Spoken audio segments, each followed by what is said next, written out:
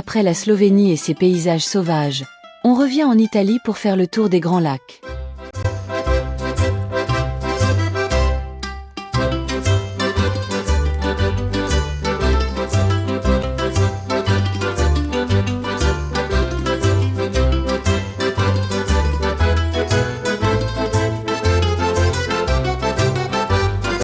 L'entrée se fera par la petite ville de Gorizia, dont la partie slovène s'appelle désormais Nova Gorica. Clin d'œil amusant, son surnom est Nice autrichienne. Notre route vers le lac de Garde nous fait passer par Cividale del Friuli, petite ville fondée par Jules César en 50 avant Jésus-Christ. Elle est devenue ensuite la capitale du premier duché lombard en Italie.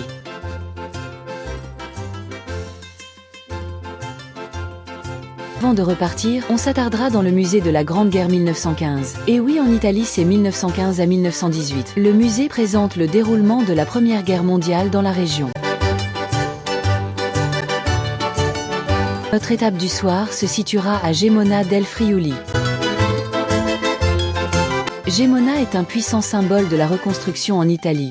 Après avoir été dévastée par le tremblement de terre de 1976, la ville a été reconstruite telle qu'elle était, préservant ainsi son cœur historique. Bienvenue dans les Dolomites.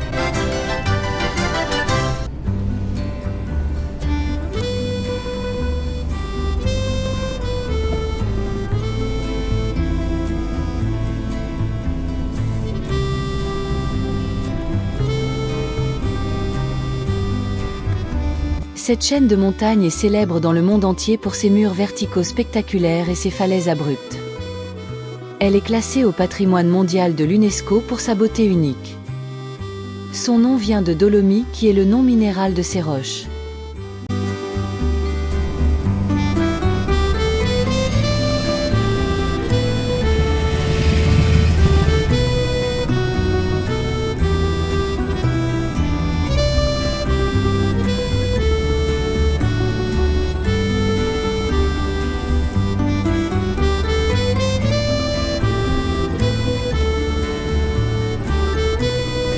L'escale au lac delle Tose à Calalzo pour déjeuner nous permettra une jolie balade dans les bois.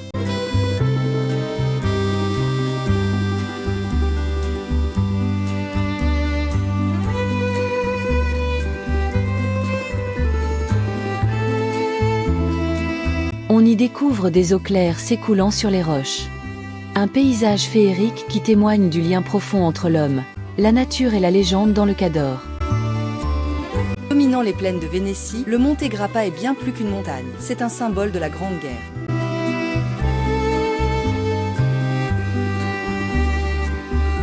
C'est ici que se dresse le Sacrario Militare, un ossuaire monumental inauguré en 1935. Ce lieu de silence et de mémoire rassemble les dépouilles de plus de 22 000 soldats, à la fois italiens et austro-hongrois, tombés lors des combats décisifs de 1917 à 1918. On se dirige ensuite vers le lac de Garde, plus grand lac d'Italie et premier des grands lacs quand on arrive de l'Est.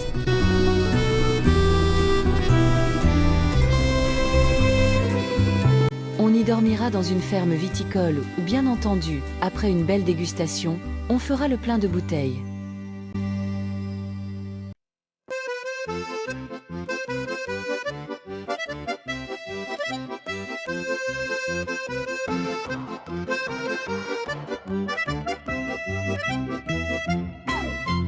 Le tour du lac, qui se fait aisément en camping-car, nous emmène tout d'abord à Riva di Garda.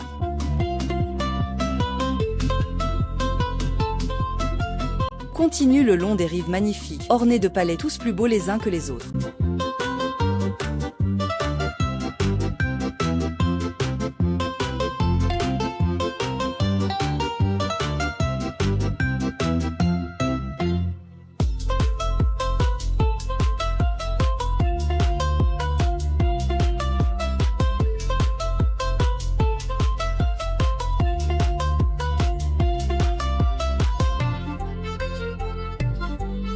Près du lac, la ville de Brescia. Dominant la ville, le château de Brescia se dresse fièrement sur la colline Sidneo. Surnommé le Faucon d'Italie, c'est l'une des plus grandes forteresses du pays.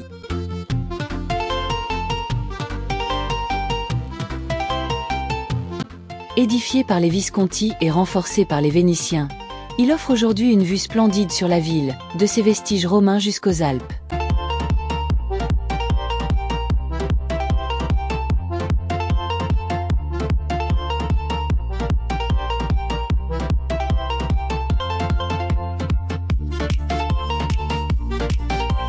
Notre route de lac en lac nous emmène ensuite sur le lac d'Iseo. On se laisse charmer par ce lac, un trésor caché de Lombardie, plus paisible que ses célèbres voisins, mais tout aussi spectaculaire. Au cœur de ces eaux bleues repose Mont Isola, la plus grande île lacustre d'Europe, véritable oasis où le temps semble s'être arrêté. On flânera dans ces villages de pêcheurs, loin de l'agitation.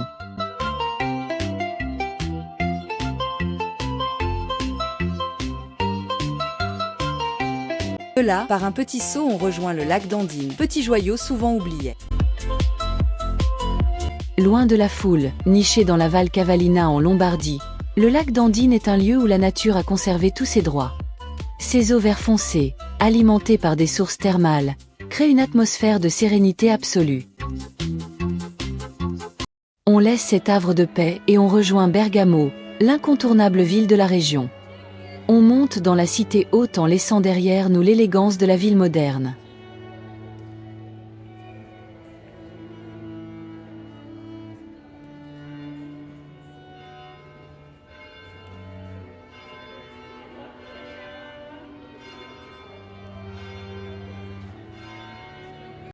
Comment raconter Bergame?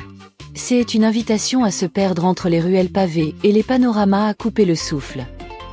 Un trésor de Lombardie à découvrir, où chaque pierre raconte une histoire. On flâne sur la magnifique Piazza Vecchia, le cœur battant de l'histoire, et on s'émerveille devant le faste de la chapelle Colleoni et de la basilique Santa Maria Maggiore.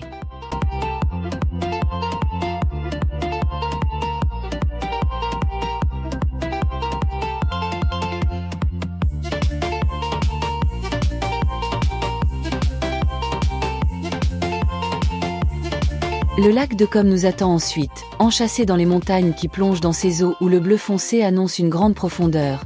Ce lac entouré de routes étroites, sinueuses et très fréquentées, garde une beauté magique. Pour les camping-cars, ces routes panoramiques deviennent un véritable challenge de pilotage. Manœuvrer un véhicule de plus de 7 mètres demande une grande vigilance, surtout face aux bus et dans les villages historiques aux ruelles serrées. Et la beauté l'emporte rapidement sur tout le reste.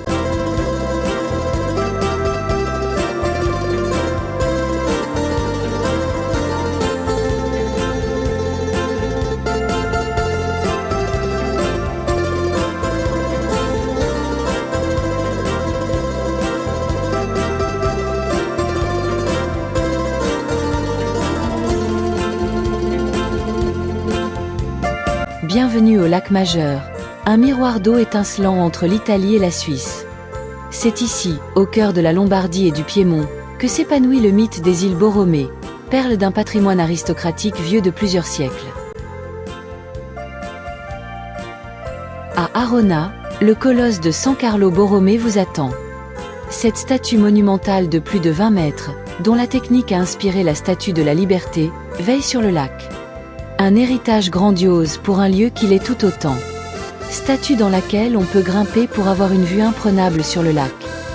Vue qui n'est pas offerte par une fenêtre classique, mais par des ouvertures ingénieuses, les yeux, les narines et les oreilles du saint. Découvrez l'Isola Bella et ses somptueux jardins baroques, une merveille d'ingénierie qui semble flotter sur l'eau. Poursuivez vers l'Isola Madre, un jardin botanique féerique, et enfin à l'île des pêcheurs, authentique et plus calme.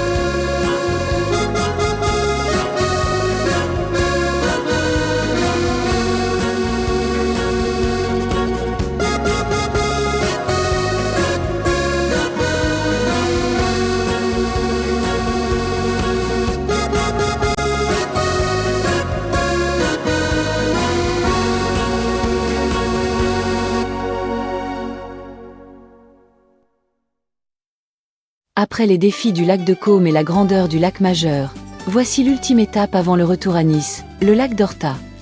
Souvent surnommé le petit frère des grands lacs, il offre un contraste bienvenu de calme et de douceur.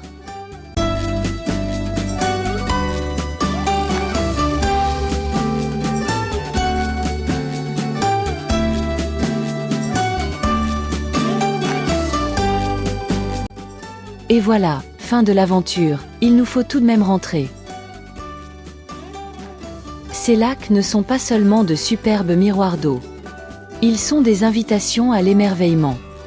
De l'énergie vibrante des villes côtières à la paix retrouvée sur l'île de San Giulio, l'Italie du Nord offre un parfait équilibre entre défis et récompenses. Une évasion inoubliable, où chaque kilomètre parcouru en valait le détour.